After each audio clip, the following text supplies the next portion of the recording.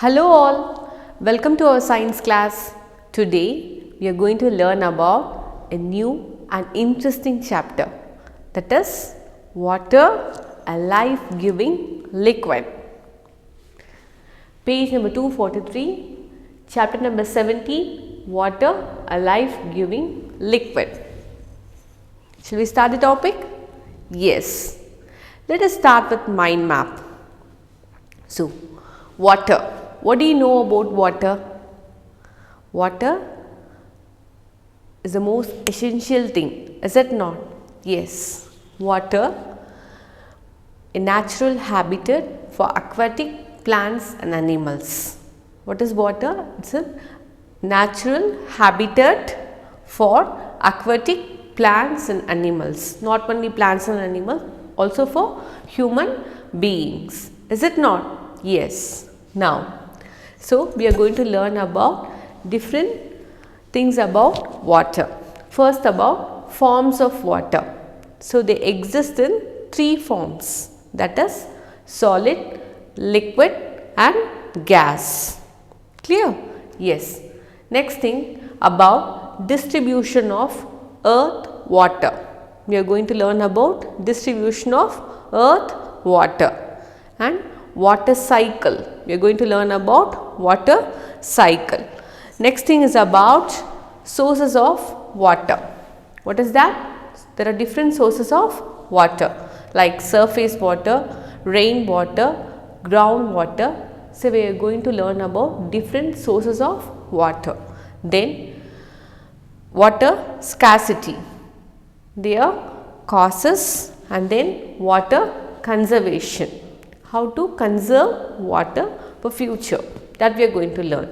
Then there are two different types of water, hard water and soft water. What is that? Hard water and soft water. So, what do you mean by hard water? Water that does not readily lather with soap is called as hard water. And then soft water.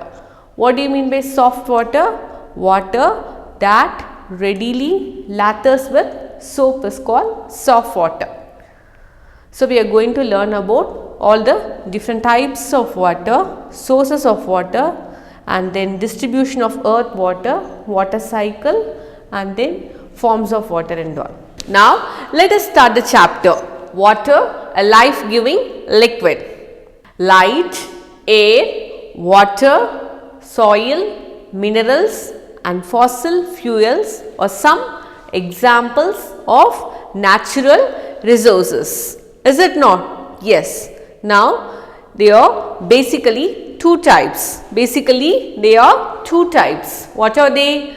Renewable and non-renewable. Renewable and non-renewable. Okay. So, what do you mean by this renewable resources and non-renewable resources? Let us learn.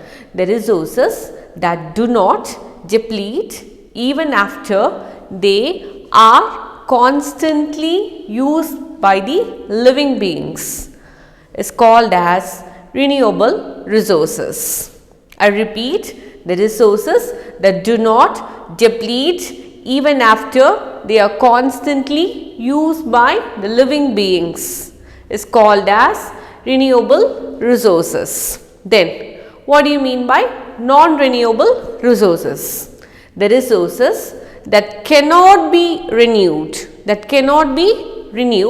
and deplete after they are used by the living beings is said to be as non-renewable resources. Clear? Now, let us learn about a renewable resources, that is water. So, water, life on earth cannot exist. Life on earth cannot exist without water. More than 70% of human body is composed of water. Is it not? Yes. The human body requires 2 to 3 liters of water every day for proper functioning. So, we need 2 to 3 liters of water every day. Water helps in digestion of food and removal of undigested food from the body. Clear children? I repeat, water helps in digestion of food and removal of undigested food from the body. Then water also helps in regulating the body temperature. It also helps in regulating the body temperature. Plants and animals need water for their metabolic function. Not only plants and animals, human beings also, is it not? So, they need water for their metabolic function. Then, it also serves as a natural habitat for aquatic plants and animals, is it not? For the plants and animals which lives in water, so this water serves as a natural habitat for them. Then, it is essential for agriculture, photosynthesis and seed dispersal. For all these activities, water is essential. Then, it is used to manufacture medicine and chemicals. It is used to manufacture medicines and chemicals. Then, it is used in dams to generate electricity. So, we can generate electricity from water also. Clear? So, it is used in dams to generate electricity. Clear? So, like this, water is used in our daily routine in so many ways. So, we are going to learn about water in detail. Yes children, now let us learn about different forms of water. Water is the only liquid that exists in three forms. What are the three forms? Solid, liquid and gas. Is it not? Yes. So, these three states are interchangeable. They are interchangeable. Mean to say, solid can be transferred to liquid, liquid can get transferred to gas, that is interchangeable. Okay. Ice is the solid form of water. Ice is the solid form of water. Is it not? Yes. Water freezes at 0 degree centigrade. It freezes at 0 degree centigrade. In the liquid form, it is present in lakes, ponds, river, ocean, sea and all. Is it not? Yes. Water in the form of water vapor. This is third state, gas. Okay, water in the form of water vapor is present in air around us. Where it is? It is present in air around us. Clear? Yes. As of now, we have learned there are three different forms of water. What are they? Solid, liquid and gas. Is it not? Yes. Now, heating or cooling can change the state of matter. Heating or cooling can change the state of matter. So, how it is transferred, how it is changed, that we are going to learn. Ice starts melting at 0 degree centigrade.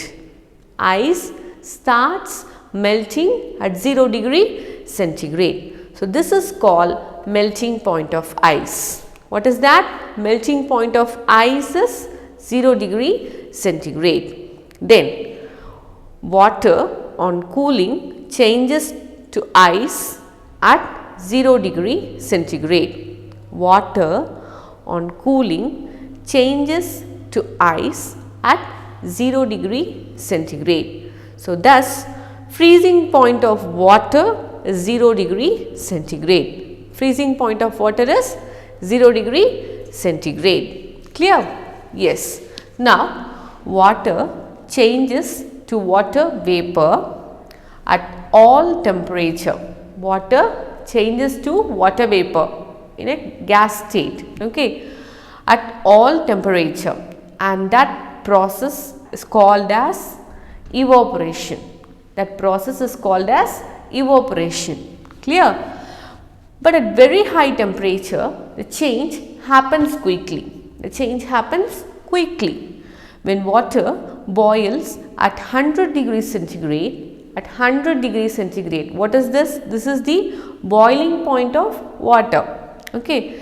Here at 100 degrees centigrade, the change is rapid. So, there is a difference between the word evaporation and boiling. Clear? Then, when steam is cooled, water, that is liquid form of water, when steam is cooled, water, that is a liquid, is formed. When it is cooled, liquid is formed. So, this is called as condensation. What is that? Condensation. Clear? So, these are different things like evaporation, boiling and condensation. Next thing is about distribution of earth water. Okay. Now, though 2/3 part of our planet is covered with water, only a small amount is available for our use. Though 2/3 is covered with water, for availability for the usage is only a small amount. Then about 97% of water on earth is salty. How it is? Salty.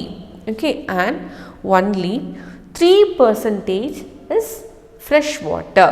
3% is fresh water. All of this fresh water is not available for human use. This 3% entirely, it is not available for human use, as over 2/3 of fresh water is frozen. This, out of this 3%, 2/3 of the fresh water is frozen, and it is present in the form of ice, at glaciers and polar ice caps. Clear? Now, let us learn about this in further. Now, the 2/3 of fresh water is frozen and the remaining fresh water is present as groundwater.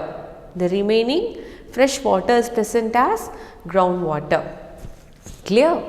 Next, let us learn about water cycle. The water present on Earth's surface evaporates continuously.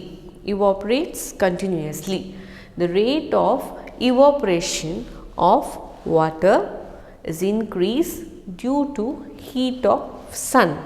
So, they are using the heat of sun and water is getting evaporated. Okay. The evaporated water when reaches to atmosphere, the cooler air condenses it into droplets. Clear? The water vapor condenses into droplets. Then the droplets collectively form clouds. What will happen? The droplets collectively form clouds. Then when clouds become heavy and cannot hold more water, the water droplets fall on earth as rain. I repeat, when clouds become heavy and cannot hold more water, automatically it rains and it reaches the earth's surface. Clear? And this is called precipitation. Then, after falling on earth, it again, the rainwater again evaporates, repeats again and again. Clear? After falling on earth, that is the rainwater, it evaporates by receiving the sun's heat energy. Okay, by receiving the sun's heat, automatically this rainwater evaporates. Then again this cycle will continue. This cycle that is water cycle. This cycle is called as water cycle or else hydrological cycle. Hydrological cycle. The water cycle ensures the availability of water for all living organisms. This water cycle ensures, since it is getting repeated, it is available for the living beings surviving in the earth. Okay, for all living organisms, and regulates weather patterns on our planet. Weather patterns on our planet. Clear, children? Yes. Now, let us learn about sources of water. There are different sources of water. So, what are the different sources? The main source of water on earth, they are rainwater, surface water and underground water. What are they? Rainwater, surface water and underground water. Clear? So, let us learn one by one. First, about rainwater.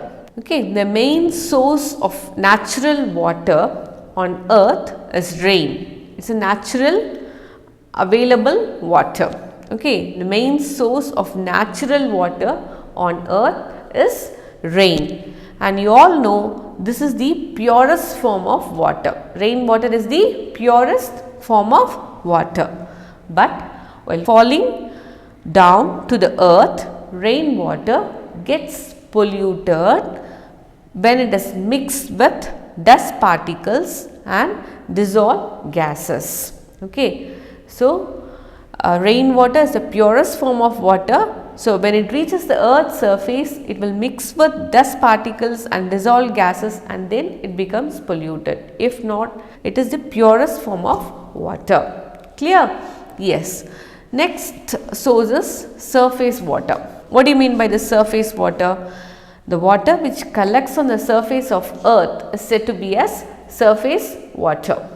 It collects on the surface of earth. This includes, mean to say, what are the different types of water we are collecting in the surface of earth? This include water present on oceans, seas, river, lakes and wetlands. W-E-T-L-A-N-D-S, wetlands. Clear? Yes. Then seas and oceans cover almost 70% of earth's surface. 70% of earth's surface. Let us learn about that. Yes, children, seas and ocean cover almost 70% of earth's surface. Is it not? Yes. Now, water in the rivers comes mainly from rain and melting of snow from the hills. We are getting water in the rivers which comes mainly from rain and melting of snow from the hills. Rivers flow down from the hills and over the plains and finally drains into seas and oceans. It will drain into sea and ocean. They carry a lot of minerals. And suspended impurities. Along with that, impurities will also be there.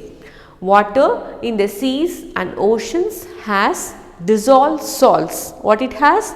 Dissolved salts, especially common salt. It has common salt, and hence the water is salty.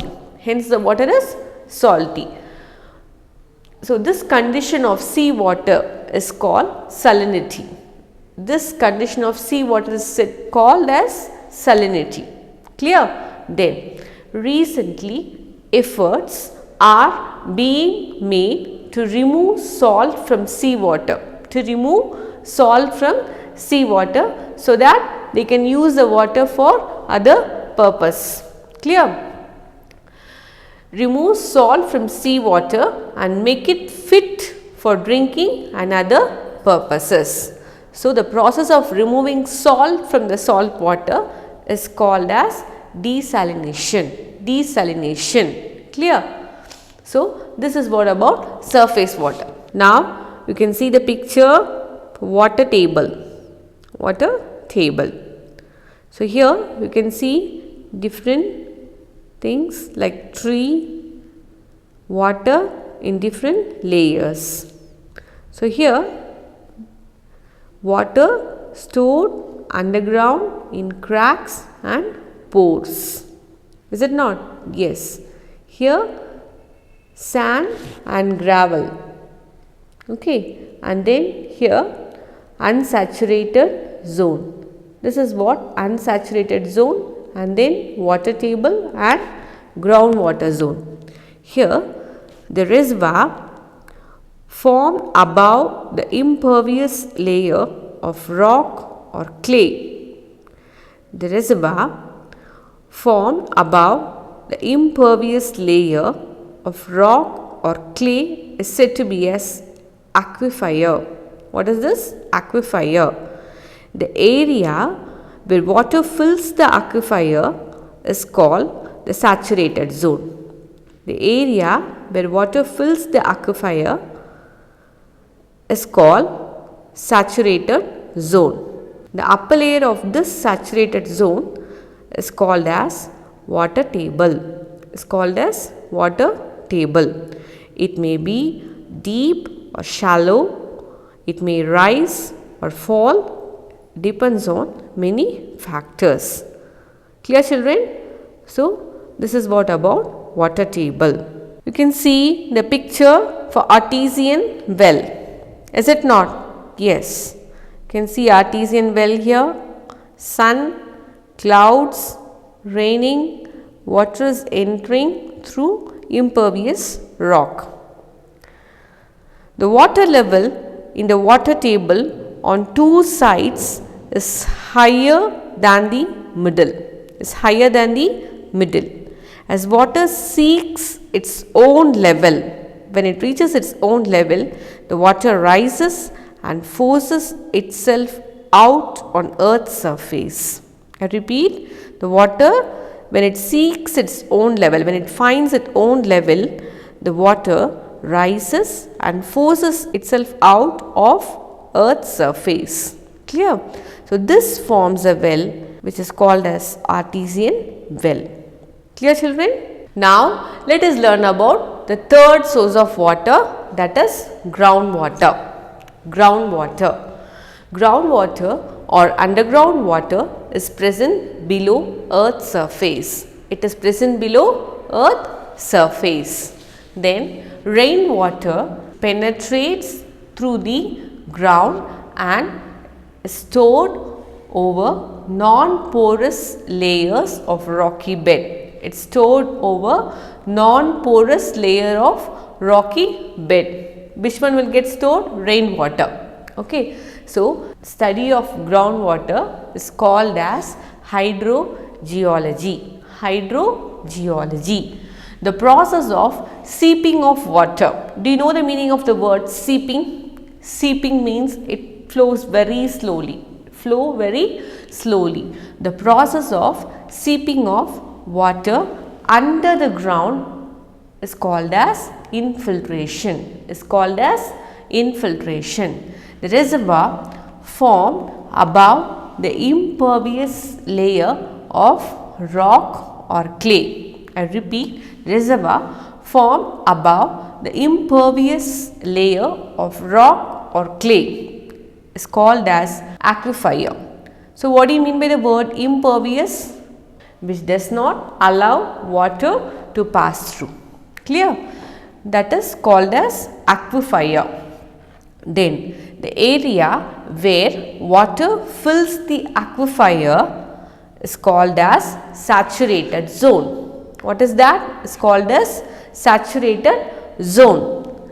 The upper layer of this zone is called as water table. Just now we learned, is it not? The upper layer of this saturated zone is called as water table. This water table may be deep or shallow, rise or fall depending on many factors.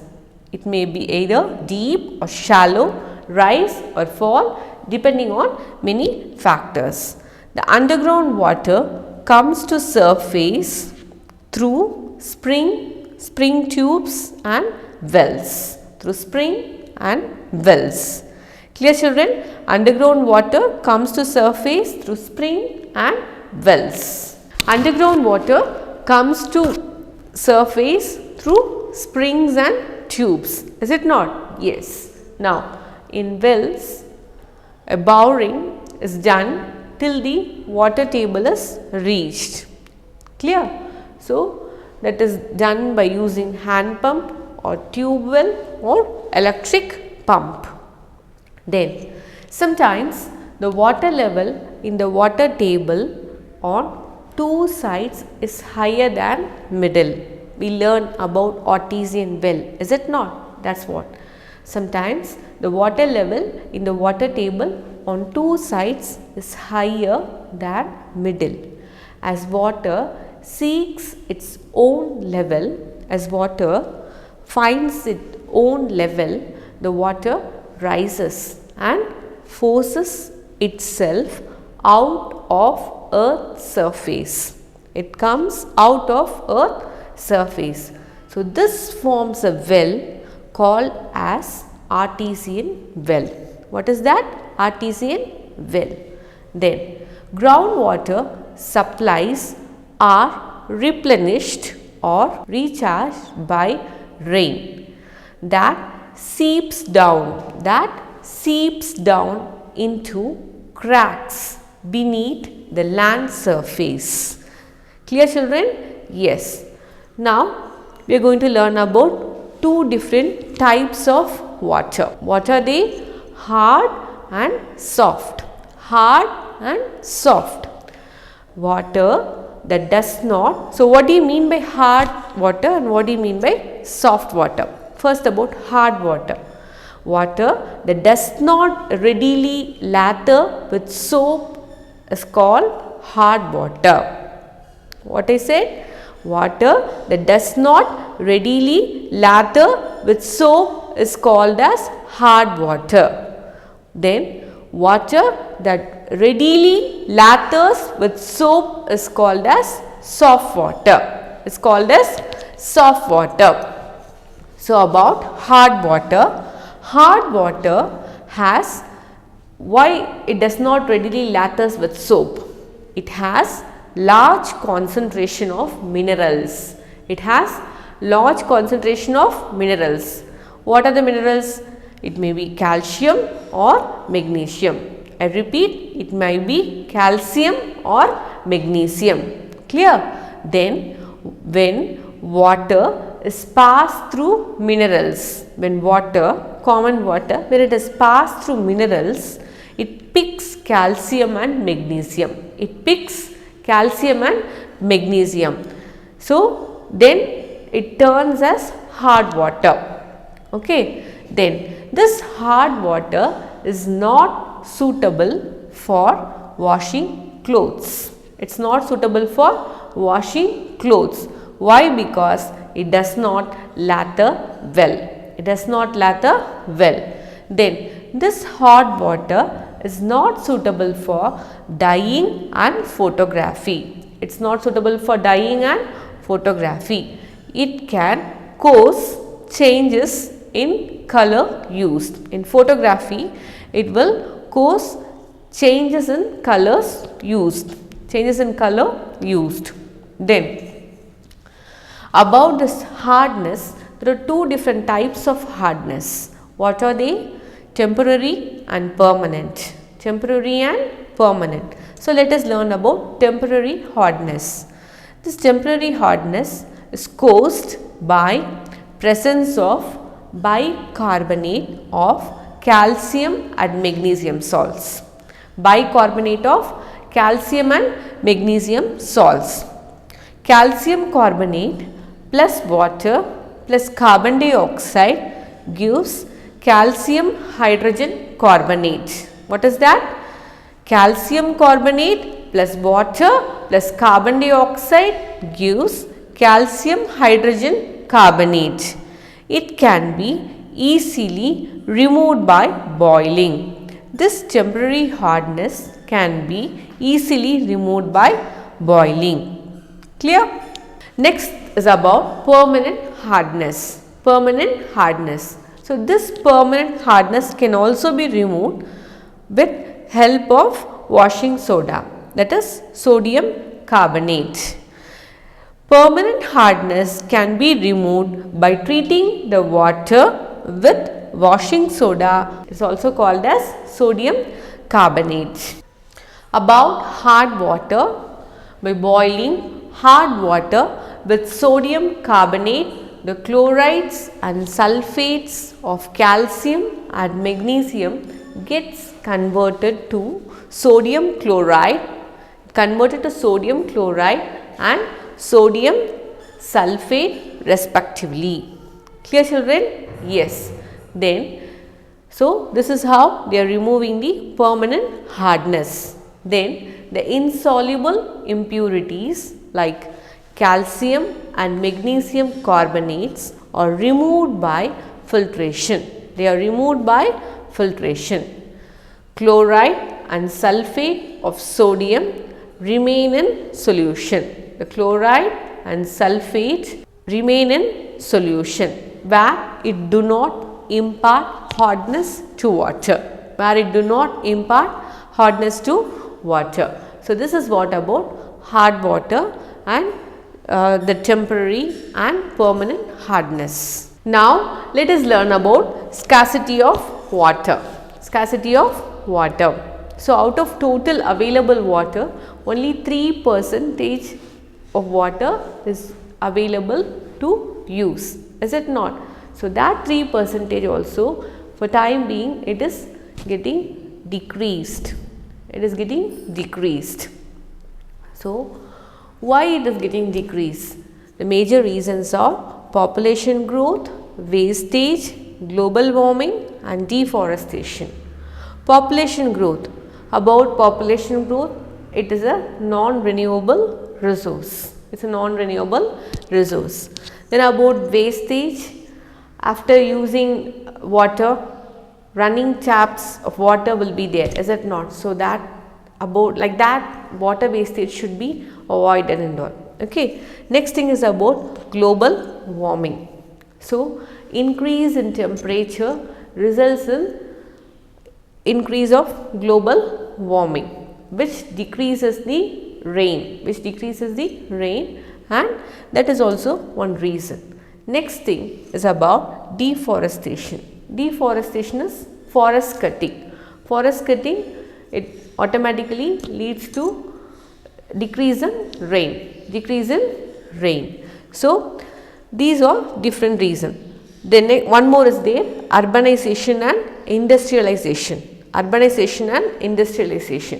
Mean to say, setting up new industries and factories, it will increase the demand of water, is it not? So, these are the different reasons for scarcity of water.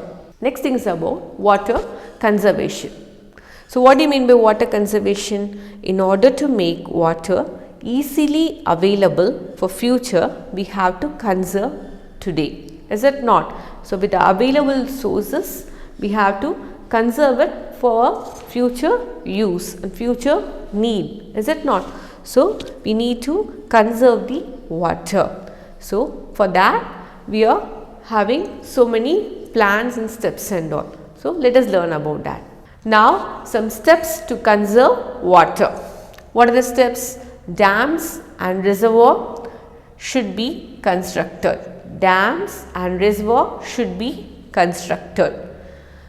So, for what? To collect water and to control floods.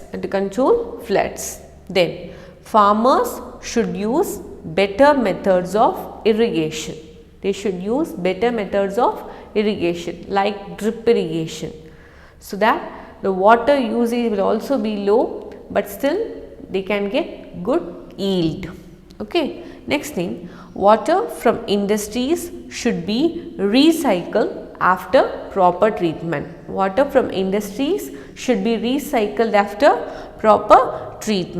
New trees should be planted. Then about rainwater harvesting. What do you mean by rainwater harvesting? Collecting rainwater, is it not? rainwater harvesting is collecting rainwater falling on roofs of buildings in a trench below the ground. This collected rainwater can be used in many ways such as washing cars, watering plants and so on. So, they can use this collected rainwater for their usage. I mean washing cars or for watering plants and so many things we can use this water. Clear children? Children, you can see 2 glasses of water, one with sea water, another one with distilled water. What I did, I took 2 samples of water, one distilled water and another one sea water. I heated it separately and it was allowed to settle. After some time, you can notice in this sea water glass, after heating, the salt will get deposited on the surface. You can see children, it's clear. But that will not be there in distilled water. So, this clearly proves that seawater contains salt. Yes children, now an activity for you all. Activity number 2, page number 250. So, you are going to record the water consumption for various activities like shower bath, washing vessels, wash clothes and all. Okay, and you are going to find out the average use for 1 week for all these activities, and then you are going to compare with the given pie chart. And then you want to forward in your email ID. I repeat here, for doing one activity like shower bath, you want to find out number of litre used in 1 day. For 1 day, for doing shower bath, how many litres? You can measure by a bucket. Might be a bucket may hold 10 litres of water. So, you want to find out how many litres it is used for shower bath in 1 day, and then how many times in a day that activity happens. You might wash the vessel for twice or thrice. So, how many times the activity happens. Then number of days in a week the activity takes place. In a week means 7, 1 times means it is 7, 2 times 14. So, number of days in a week the activity takes place. Then you want to find out the total usage per week. For 7 days, you are going to calculate the usage of water for shower bath and for washing vessels and for washing clothes. Then you are going to compare with the given pie chart. Then record the observations and submit it in your class email ID. This is your activity. With this, we have come to an end of this chapter. So, after watching the video, read the chapter thoroughly so that you can understand well. Let us meet in the next class. Thank you all.